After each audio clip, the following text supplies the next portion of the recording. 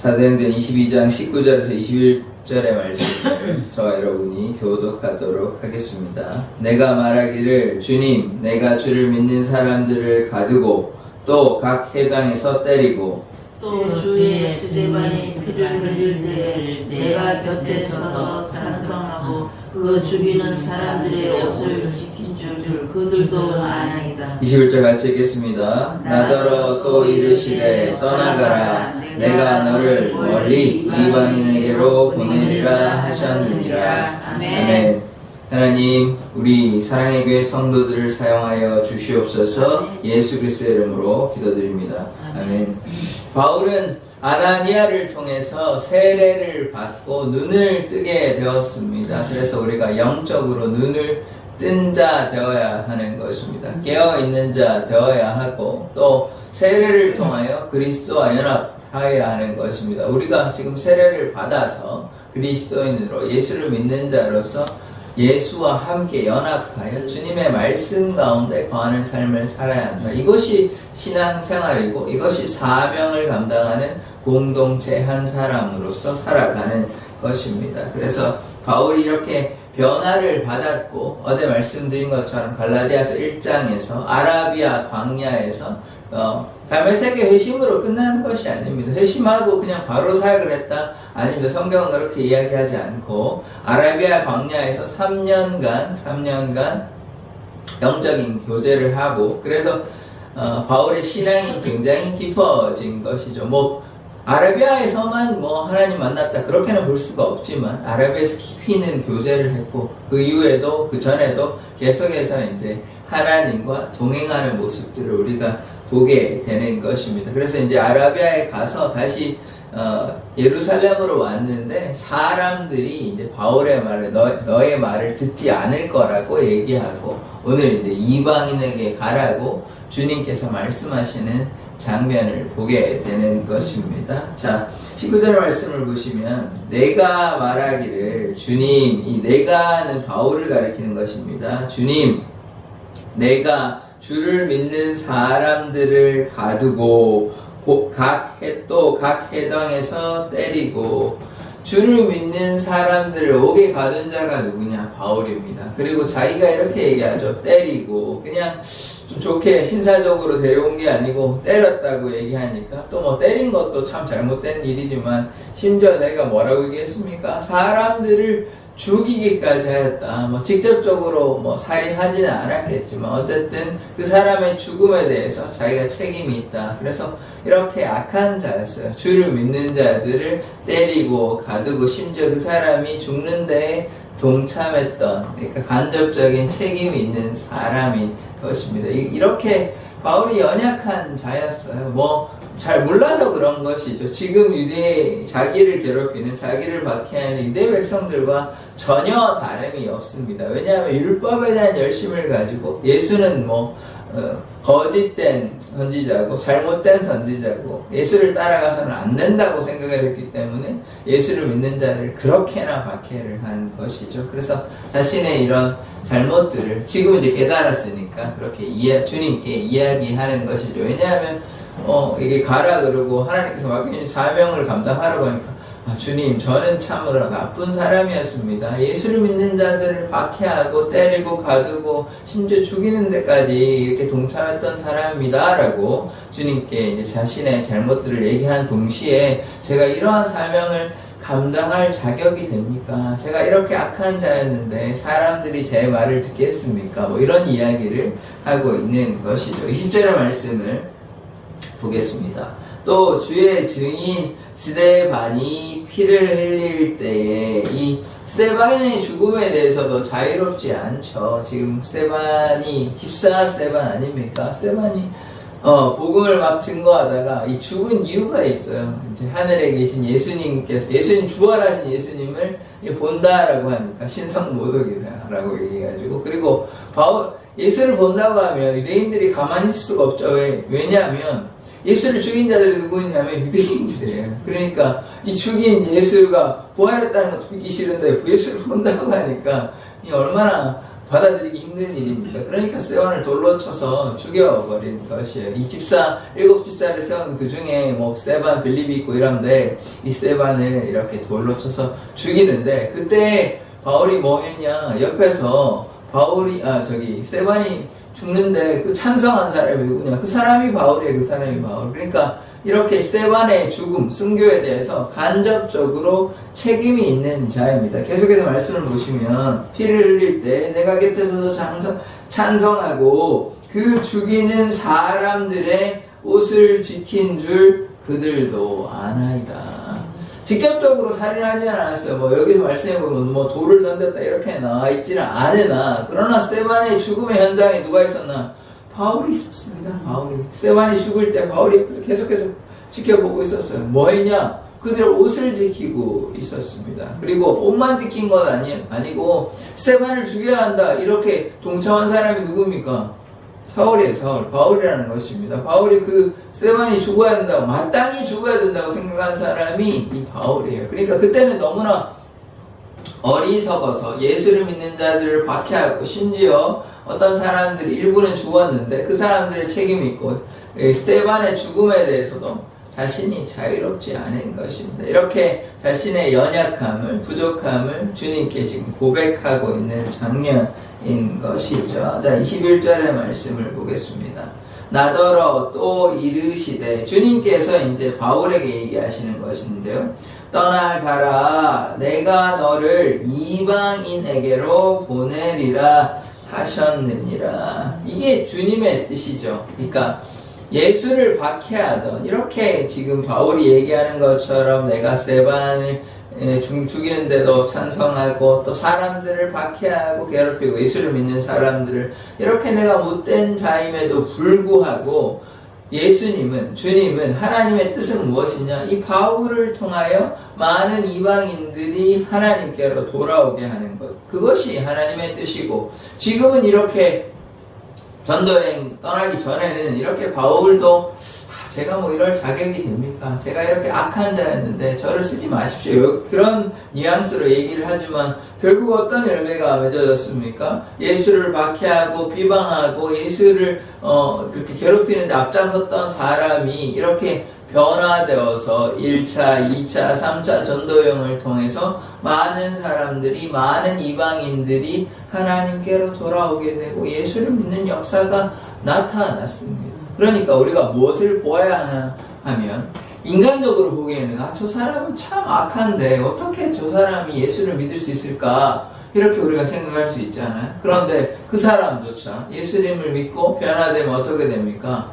복음의 전달자가 된다는 것이에요. 그 사람, 저렇게 악한 자가, 저렇게 깡패 같고 저렇게 악한 자가 예수를 믿으니까 변화되어서 많은 사람들에게 복음의 씨앗을 뿌려서 열매를 맺게 된다. 이런 말씀을 오늘 보게 되는 것입니다. 그러니까 우리가 지금 현재의 모습으로 인간적인 연약함만을 봐서는 안 돼요. 만약에 그렇게 봤었다면 신약에 한 13권의 성경은 없어지는 것이고요. 왜냐하면 바울은 그냥 연약한 인간 아닙니까? 못된 인간이고 나쁜 인간 아닙니까? 예수를 박해하는 자라고만 우리가 편견을 가지고 바울을 바라봤다면 하나님의 뜻을 헤아리지 못하고 바울이 어떻게 이방인의 사도가 될 수 있어? 이방인의 빛이 될 수 있어? 그렇지, 그렇게 할 수 없어 라고 우리가 부정적으로만 바라본다면 하나님의 뜻을 모른 채 그 사람이 무슨 이방인의 사도의 역할을 감당하겠습니까?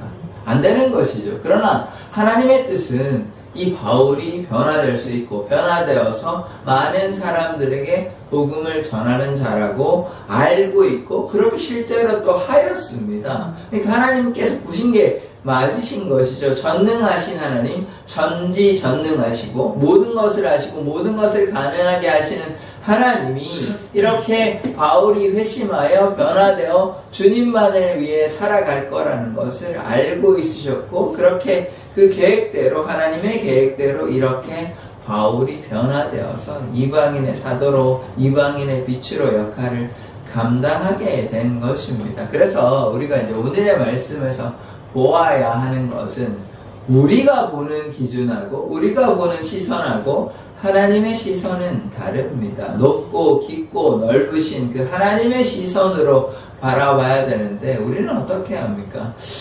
저게 되겠냐? 저 절대로 될 수가 없다. 저 사람은 절대로 변화될 수 없다. 우리가 뭐 그런 경험이 있죠. 왜냐하면 그게 뭐 한두 번 그렇게 보는 게 아니고 여러 차례 이제 시간을 두고 1년, 2년 뭐 쭉 몇 년을 걸쳐서 혹은 더 길게 이렇게 보니까 저 사람은 절대로 변화되기가 쉽지 않다. 이런 데이터를 가지고 있으니까 우리가 그렇게 이야기를 하지만 바울도요. 계속해서 예수님을 박해하던 자였습니다. 뭐 한두 차례 박해한 것이 아니고 여러 차례 긴 시간 동안 심지어 예루살렘에서만 활동한 것이 아니라 다메섹까지 가가지고 다메섹에서 그 예수를 믿는 자들을 데려오려고 그렇게 박해하는데 앞장섰던 자입니다. 그러나 바울이 이렇게 변화를 받아서 하나님의 사역을 감당하잖아요. 그러니까 그리고 또 우리가 잘 알다시피 예수님의 제자들도 어땠습니까? 3년 반 따라다녔으면 우리가 그냥 인간적으로 한번 생각해 봅시다. 3년 반 따라다녔으면 그냥 따라다닌 것밖에 없습니까? 아니에요. 예수님께서 주시는 능력을 받았단 말입니다. 그래서 귀신도 쫓아내고 병도 치유하는 역사들이 누구를 통해 나타나냐? 예수님께서 물론 주신 능력이지만 제자를 통해서 나타났어요. 그러니까 그들이 그냥 뭐 따라만 다녔던 사람들이 아니고 하나님의 능력을 알고 또 예수님께서 어떻게 하실지 3일 만에 죽고 부활하시고 이런 이야기들을 다 하셨고 그리고 예수님의 기적들을 얼마나 많이 보았습니까? 오병이의 역사도 보았고 죽은 자가 살아나는 사건이 한두 건이 아니에요. 나인성 과부가 살아났고요. 달리다금에서 누굽니까? 야이로의 딸, 회당장 야이로의 딸, 달리다금 소녀야 일어나라. 또 에바다 눈이 열리고 또 여러 가지 귀가 열리고 또 말도 하게 되고 또 여러 가지 죽은 자들이 죽은 나사로 살아났지 않습니까? 마르다 마리아의 오빠인 나사로 죽은 나사로 시간이 꽤 됐습니다. 한 사흘 됐는데요. 4일이 됐는데 다시 오셔가지고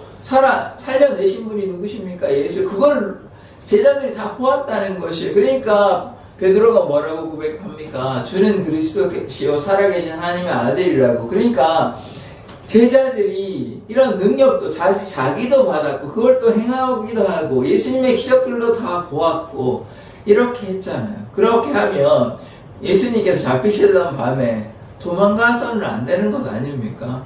이분이 그래도 그냥 우리 선생님이 아니고 주라고 고백한단 말이에요. 그냥 처음에는 랍비라고 좋은 선생 정도로 생각하지만 중간에 주님이라고 고백하면서 이들이 예수님이 신성한 존재다, 하나님의 아들이라는 이런 인식을 하게 된단 말이에요. 그렇지만 연약해서 십자가에 달리시던 그 밤에 다 도망가잖아요. 그런데 결국은 어떻게 됩니까? 이들이 다 변화를 받잖아요. 그렇게 예수님을 따라다니고 3년 반 동안 열심으로 따라다니고 예수님의 기적을 보고 예수님께서 하나님의 아들이라고 고백해도 이렇게 연약한 존재들이 누구냐? 그 사람들이 우리 인간들인 것입니다. 그래서 그렇게 우리가 넘어지고 연약한 자들에 대해서 우리가 계속 인내함으로 바라보아야 하는 것입니다. 만약에 그렇지는 않았지만 그러실 수도 절대 안 하지만 예수님께서 그들을 만약에 포기했다면 그들이 뭐 사도의 역할을 감당했겠습니까? 그냥 도망가고 그냥 끝나는 인생이 될 거 아닙니까? 베드로를 그렇게 나를 사랑하느냐 그렇게 물으시고 그렇게 했을 때 그들이 변화가 된 것이에요. 낙심하고 좌절하는 그 영혼을 위로하시지 아니하고 그래 너네들이 그렇지 너네들이 뭐 원래 그렇게 쉽게 좌절하고 그런 자들이지 라고 포기하셨다면 예수님께서 그들을 내버려 두셨다면 그들은 뭐 사도의 역할은커녕 그냥 예수님을 따라갔던 자에 불과한 것입니다. 그냥 제자였던 자에 불과한 것이에요. 그 뒤에 순교의 삶은 없습니다. 그러나 예수님께서 부활하시고 그들을 다시 만나시고 그래서 그들이 완전히 변화된 것 아닙니까? 여기서 제가 하는 말이 무엇이냐면 그렇게 3년 반 동안 열심히 그러니까 지금 우리 현대교회에 이제 딱 빗대어서 말하자면 어떤 집사님이 있었어요. 3년 반 동안 열심히 신앙생활을 했습니다. 하나님을 믿고 복음 전하는 데도 힘쓰고 그랬는데 어떻게 됩니까? 낙심하였다는 것이에요. 좌절하였다는 것이에요. 그럴 때 집사님 포기하지 말고 낙심하지 말고 힘을 내셔라 이렇게 위로해야 되는데, 아이 3년만 동안 그렇게 신앙생활을 했는데도 이렇게 신앙을 잃어버려가지고 어떻게 그러실 수 있냐고. 우리가 만약에 그렇게 품지 아니하고 막 비난하고 지적하고 이렇게 하면 어떻게 됐습니까? 그 사람이 다시 돌아오겠습니까? 안 되죠. 그러니까 시간이 많이 걸리거나 다른 사람을 통해야 되지, 우리는 품어주지 못하면 그 사람은 돌아오겠습니까? 안 되는 것이죠. 그러니까요, 신앙을 가졌던 안 가졌던 사람들이 이렇게 연약한 존재라는 것입니다. 그렇게 품어주지 않고 도와주지 않고 함께하지 않는다면 절대로 일어설 수 없는 것입니다. 그러니까 하나님의 기적적인 역사가 아닌 다음에야 돌아올 수 없는 것입니다. 그러니까요, 우리가 뭐 해야 됩니까? 낙심하고 좌절하더라도 우리는 끝까지 그들을 인내함으로 품어주고 용서하고 사랑하여야 하는 것입니다. 원수까지도 사랑하라 하셨잖아요. 예수님께서, 제가 다시 말씀드리지만, 제자들을 품지 않았다면, 인내로 그들을 용서하시고 품어주시지 않았다면 그들은 뭐 했겠습니까? 그냥 어부일 하고 그냥 세리일 하고 자기 원래 일 하다가 그냥 끝나는 인생 되는 거예요. 아, 그냥 3년만 동안 예수님 따라갔다, 그냥 그런 인생 되는 것입니다. 그러나 부활하신 예수님이 그들을 다시 만나고 그들을 격려하고 힘주시고 그들에게 뭐 너희가 어떻게 그렇게 나를 3년 동안 따라다녀놓고 도망갈 수 있느냐 뭐 이렇게 책망하시는 내용이 나옵니까?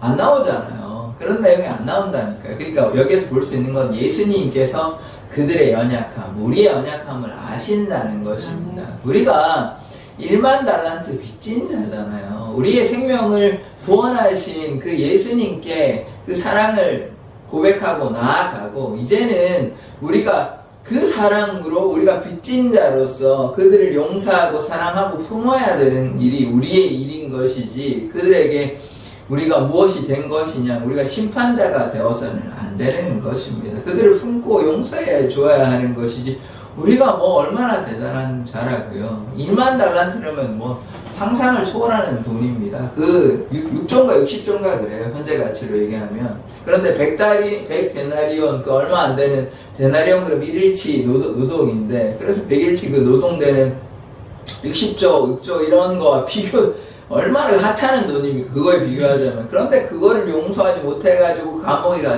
가두게 되는 이 어리석은 자를 보게 되는 것입니까? 이게 얼마나 불의한 종이에요. 그 비유의 말씀을 하신 이유는 무엇이겠습니까?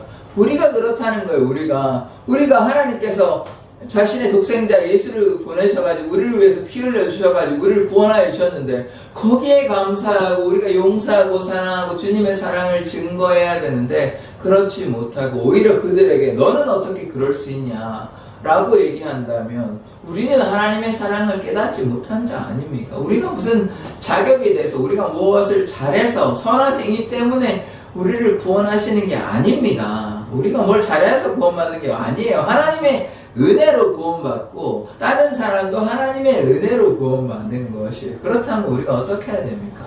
주님의 사랑을 전하는 일을 해야 되는 것이죠. 비난과 비판과 지적을 하기보다는 주님의 사랑으로 좀 품어주는 일이 필요합니다. 물론 뭐 때로 교회의 질서를 위해서 때로 징계하는 일도 필요하긴 하지만, 그러나 징계하는 것도 사랑하는 자를 징계하는 것입니다. 그래서 우리가 잘 구분해서 이해를 해야 하는, 물론 교회를 지키고 진리를 지키는데도 앞장서야 하는 것이지만, 이 진리를 지킨다고 해서 자꾸 상처 주고 비판하고 지적하고 그렇게 하면 이 사람들이 하나님의 그 사랑을 깨닫겠습니까? 그래서 우리가 오늘 이렇게 바울이 연약했잖아요. 몇 년간 얼마나 동안 예수님을 박해했는지 정확히는 알 수가 없지만, 예수님을 박해하는데 이렇게 앞장섰던 자가 변화되었고, 또한 예수님을 그렇게 3년간 따라다녔던 자들이 변화되어서 예수님을 위해 살아갔던 것처럼,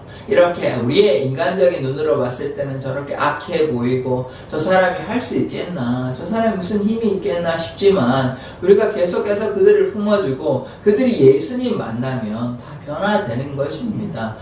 그들이 완전히 변화되어서 제자들이 부활하신 예수님을 만나서 완전히 변화되었잖아요. 도망갔던 자들이 아닙니다. 이제는 예수를 위해 살게 된 자들이잖아요. 그렇게 연약한 사람이 우리들라는 것입니다. 그렇다면 우리도 그들을 품어주고 사랑하고 그들을 위해서 기도하고 그들이 주님 앞에 설 때까지, 그들이 주님을 향해 나아갈 때까지 우리가 애써서 힘써서 해야 되는 것입니다. 그것이 우리의 사명인 것이지, 우리가 포기하면요, 누가 그들을 돌아보겠습니까? 예수님께서는 절대로 포기하지 않으셨어요. 예수님께서 포기하셨다면 12 사도들의 순교의 삶은 없는 것입니다. 바울의 순교 인생은 없는 것이에요. 바울은 악한 자인데 무엇을 순교합니까?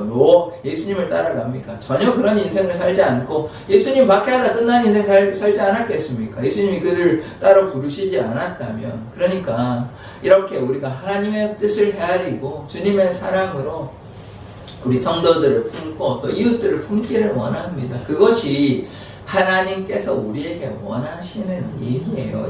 70번에 7번 무한히 용서하라는 것입니다. 저 사람은 절대 예수를 믿어서는 안 돼. 우리가 그런 생각해서는 안 되는 것입니다. 우리는 하나님 앞에 선한 행위를 한 게 있습니까? 우리는 남들보다 조금 나아 보일 수 있는데 그게 대단한 자랑이 됩니까? 그렇지 않아요.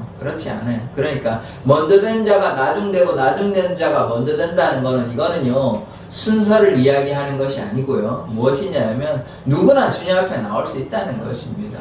자격이 필요하지 않아요. 하나 필요한 조건이 있어요. 뭐냐면 예수를 믿으면 돼요. 예수를. 누구나 악하든 못됐든 잘못을 했든 지난날에 과거가 있든 간에 예수님 앞에 나오면 제자들이 그렇게 예수님을 배반하고 도망갔던 자들이 변화되고, 예수님을 심지어 박해했던 바울도 변화된 것처럼 누구나 다 예수님 앞에 나오기만 하면 되는 것입니다. 그러니까 우리가 그 하나님의 능력과 하나님의 계획에 우리가 제한을 두면 안 돼요. 바울같이 이렇게 악한 자도 이방인의 사도로 변화되어서 하나님을 위해서 열심히 일하는 것 아닙니까? 그렇게 예수님을 배반하고 도망갔던 자들도 변화되어서 예수님을 위해 살게 된 것 아닙니까? 그들이 예수님을 몰라서 도망갔겠습니까? 자신의 생명을 지키기 위해서 겁나서 도망간 거예요. 그런데 변화되니까 어떻게 됩니까? 자신의 생명은 전혀 귀중하게 돌보지 않고 생명을 아끼지 않고 주님을 위해서만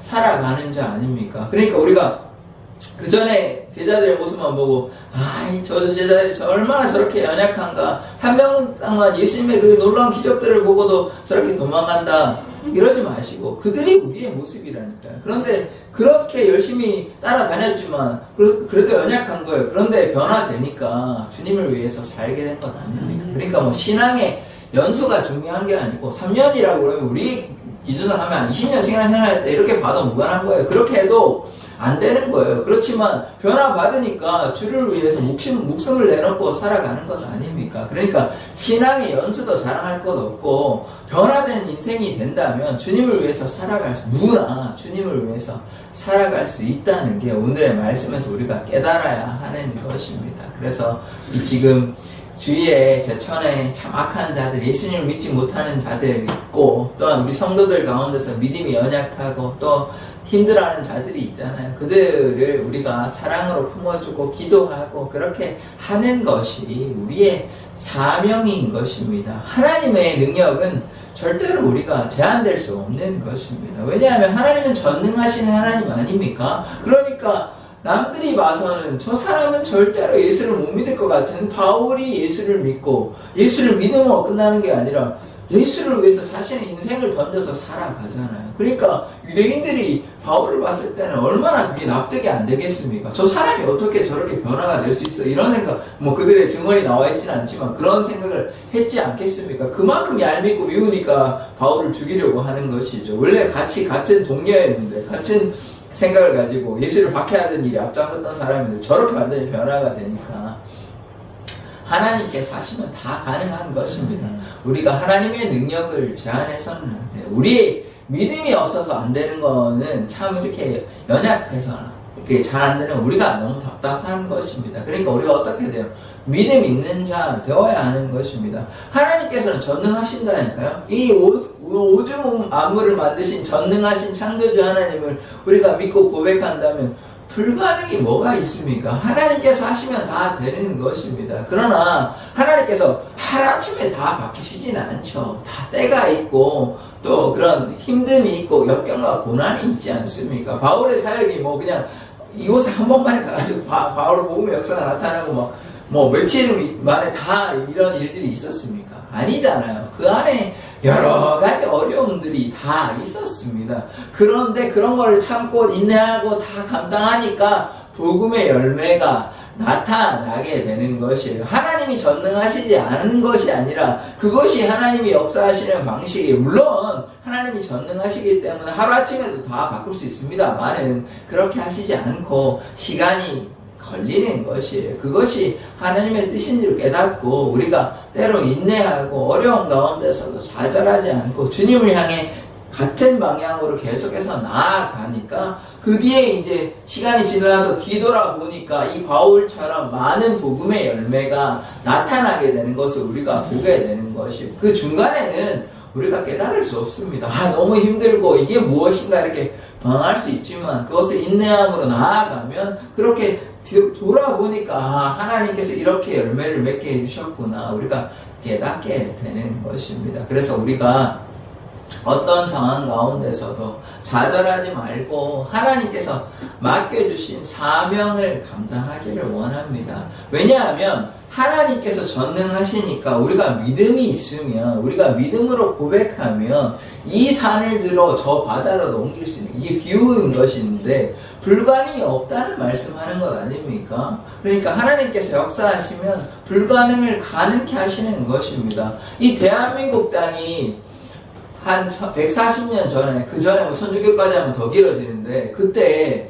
이렇게 예수를 믿는 사람들이 많아질 거라고 생각했겠습니까? 예수를 믿는다고 박해 당할 때, 이런 나라가 되겠다고 생각했겠습니까? 이런 많은 교회가 세워질 거라고 생각했겠습니까? 아니잖아요. 우리 유교 국가고, 불교 국가고, 이런 국가고, 막 무당이 넘쳐나는 그런 국가였잖아요. 그런데 어떻게 됐습니까? 하나님의 역사가 나타나니까 이렇게 변화되잖아요. 시간이 흘러가니까. 처음에는 이렇게 연약해가지고 뭐 예수님 믿는 사람들이 이렇게 부족하고 연약하고 박해하고 이랬는데 변화된 것 아닙니까? 그것이 하나님의 역사라는 것이에요. 그래서 우리가 지금의 모습, 현재의 모습, 안 되는 모습만 바라보고 뭐 안 되는구나 이렇게 좌절하지 마시고 그때가 되면 믿음의 열매가 맺어지게 되는 것입니다. 그때는 하나님이 하시는 거지 우리가 알 수는 없어요. 그런데 우리는 한 알의 밀알이 되어서 썩어지는 것입니다. 그것이 하나님께서 우리에게 원하시는 일이에요. 그때가 우리의 원하는 때에 이루어질 수도 있는 것이고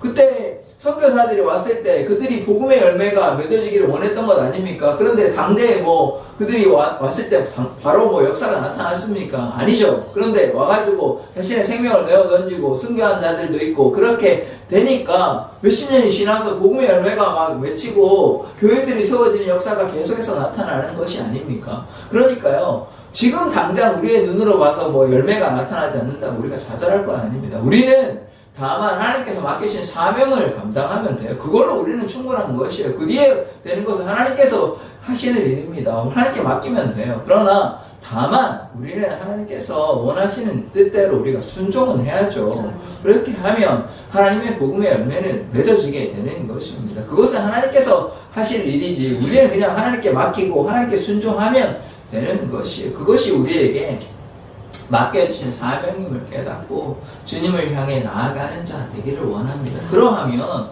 그 선교사가 복음의 열매 안 맺었다고 하나님께서 그 선교사를 뭐 책망하시겠습니까? 아니죠.